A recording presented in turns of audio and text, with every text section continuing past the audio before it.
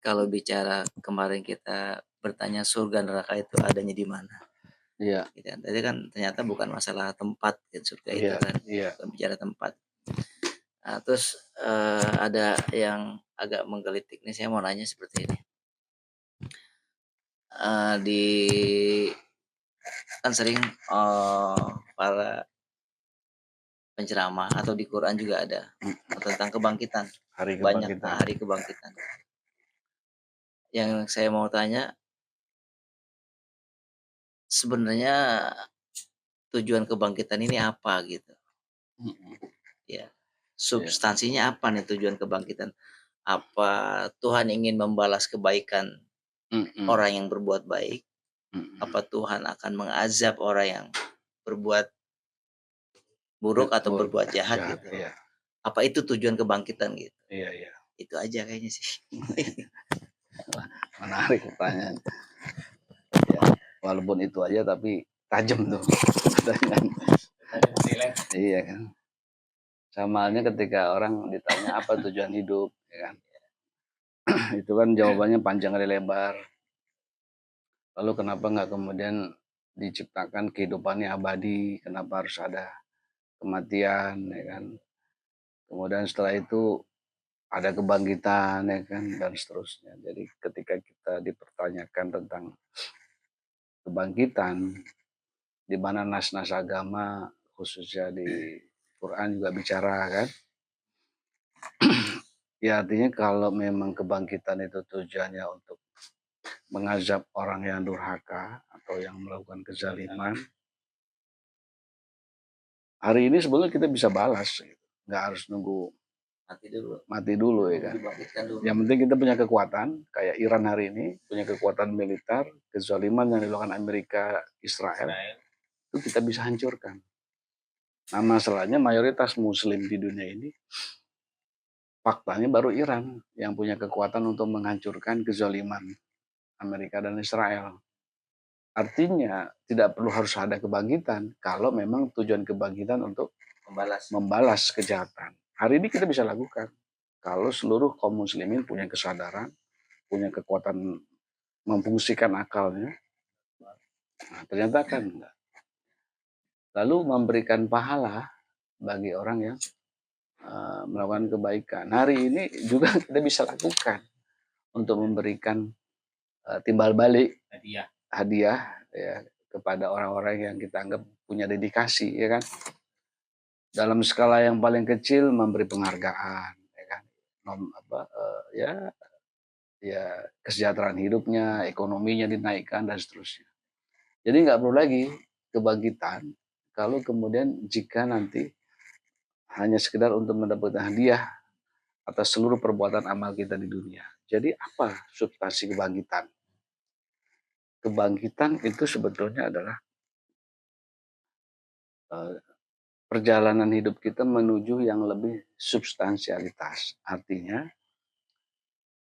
ketika kita sejak awal sudah menjadi orang yang berjiwa ilahiyah, maka kebangkitannya adalah sebagaimana jiwanya itu. Jadi dia nggak perlu hadiah atau pahala ya, yang sifatnya pemberian, tetapi dia sejak awal sudah uh, tumbuh untuk menjadi sebagaimana yang digambarkan penghuni-penghuni surga. Nggak mungkin dia kemudian masuk ke neraka, karena dia tidak pernah mengukir kehidupan jiwa-jiwa yang penghuni neraka. Tapi dia mengukir sejak awal dirinya orang yang saleh, seorang mukmin sejati. Maka nggak mungkin dia berbeda. Jadi hari kebangkitan adalah bangkitnya jiwa sebagaimana yang diukir sejak awal di dunia ini. Jiwanya menjadi cahaya, bahasanya begitulah. Sehingga bukan diberi cahaya, diberi surga, tapi dia sudah sejak awal membangun gitu. Sebagaimana sebuah pohon ditanam, pohon rambutan ditanam, maka surganya apa? Dia membuahkan buah yang sejak awal dia sudah ada di dalam dirinya, ya DNA tentang detail rambutan. Sehingga ketika berbuah, kan yang ditunggu buahnya nih. Ya buahnya itu untuk orang lain. Dirinya adalah buah itu sendiri yang memang sejak awal dia sudah ketahui, Dia sudah mengukir ya. sudah mengukir. Gitu. Bukan nanti begitu besar, wah dia ini rambutan. Iya, Nggak mungkin nggak kan, tapi mungkin. sudah mengukir nih, Sudah nanti bakal jadi rambutan nih. jadi rambutan. Gitu. Jadi nggak asing. Sehingga surga yang dimaksud di sini adalah dia sudah mengenal sejak awal. Karena dia tidak ingin ada kehidupan lain selain surga. Selain surga. Gitu. Tapi bagi yang jiwa yang syaitoni, dia tuh sebetulnya membangun kegelisahan, membangun kesempitan. Sehingga makin sempit, makin gelisah, amarah yang muncul. Sehingga dia panen amarah itu. Sehingga kerusakan yang terjadi karena amarah yang dibangun. Jadi kekentalan dirinya di akhirat menjadi substansi amarahnya itu yang digambarkan api. Nah, kurang lebih seperti itu. Ya, jadi kalau misalnya kan, kalau misalnya neraka itu ada balasan dari orang yang berbuat kejahatan di dunia, gitu kan, itu bertolak belakang dengan sifat Allah Maha Pengasih, Maha Penyayang. Iya. Ya Allah kan katanya Maha Pengasih, Maha Penyayang. Iya. Kok menyiksa? Betul. Nggak mungkin Tuhan itu menzolimi, ya kan?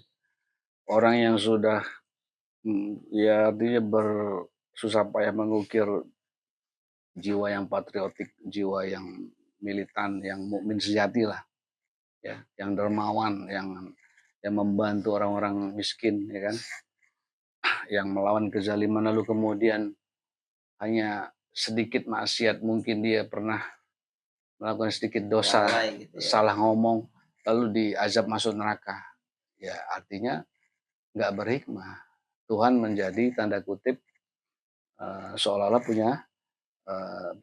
punya tujuan gitu. Jadi Tuhan itu tidak berkepentingan atas makhluknya. Karena seluruh fasilitas penciptaan ini sudah diberikan, include dalam jiwa seseorang.